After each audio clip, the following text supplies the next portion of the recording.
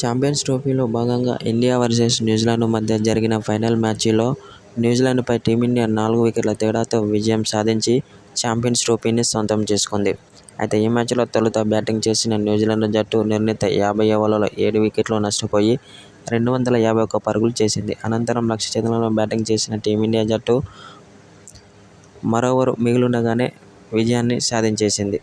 అయితే అనంతరం టీమిండియా ఆటగాళ్లపై కీలక వ్యాఖ్యలు చేసిన శ్రీలంక మాజీ కెప్టెన్ కుమార సంగక్కర ఛాంపియన్స్ ట్రోఫీని సొంతం చేసుకున్నందుకు టీమిండియా ఆటగాళ్లకు శుభాకాంక్షలు తెలిపాడు శ్రీలంక మాజీ కెప్టెన్ కుమార సంగక్కర. అయితే ఇప్పుడున్న ఫామ్లో టీమిండియాను ఓడించడం ఏ జట్టు వల్ల కాదని అన్నాడు. ఎందుకంటే టీమిండియా ఆటగాళ్లు బ్యాటింగ్లోనూ బౌలింగ్లోనూ చాలా అద్భుతంగా రాణిస్తున్నారు. కాబట్టి ఇప్పుడున్న ఫామ్లో టీమిండియా జట్టును ఓడించడం చాలా కష్టమని అన్నాడు.